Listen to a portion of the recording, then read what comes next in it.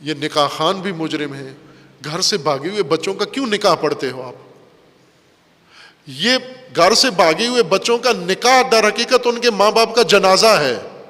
یہ تم جنازہ پڑھ رہے ہو ان کا، ان کی عزت کا اور ان کی آبرو کا جنازہ پڑھ رہے ہو.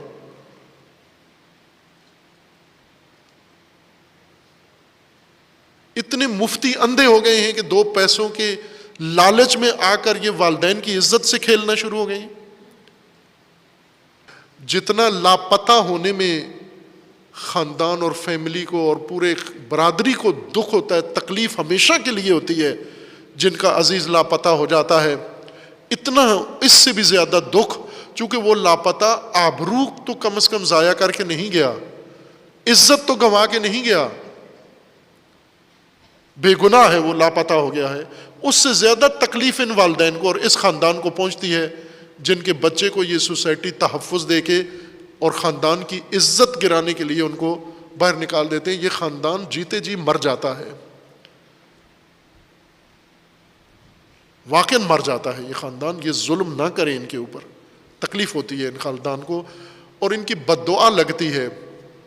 ایک پولیس افسر میرے پاس آئے، انہوں نے اپنی کیفیت بتائی کہ میرے ساتھ یہ ہوا ہے، میری زوجہ کو یہ ہوا ہے، میری بہو ایسے ہو گئی، میرا بیٹا ایسا ہو گیا، میرے ساتھ یہ ہوا، فلاں ہوا، تو میرے لیے کوئی تعویذ دیں. تو میں نے کہا کہ پہلے یہ دیکھ کہ یہ ہوا کیوں ہے. تو نے کسی مظلوم، کسی کا دل توڑا ہے اور شدید دل توڑا ہے، کسی خاندان کو داغدار کیا ہے، کسی کی آہ تجھے لگی ہے، اور خدا ان دل شکستہ لوگوں کی آہ سنتا ہے.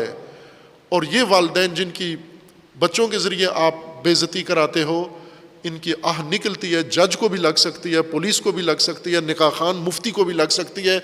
کل کو مفتی کی بیٹی بیوی سمیت بھاگ جائے گی گھر سے اگر آج دوسروں کی عزت سے کھیل رہا ہے. خدا کا خوف کریں. یہ جان لینے سے بھی زیادہ اہم مسئلہ ہے، آبرو و عزت، عرض و عزت خدا نے تحفظ ان کا، جان، مال، ناموس، یہ تحفظ بنیادی حقوق میں سے ہے. جان، مال اور ناموس. جان کوئی لے لے تو جج کیا اس کو دیتا ہے کہ ٹھیک ہے تو آزاد ہے، جان لے لی تو نے. مال اگر کوئی چرا لے تو جج اجازت دیتا ہے اس کو کہ تو نے چرا لیا تو چرا لیا. تو اگر کوئی ناموس قتل کر دیتا ہے تو اس کو کیوں اجازت دیتے ہو آپ؟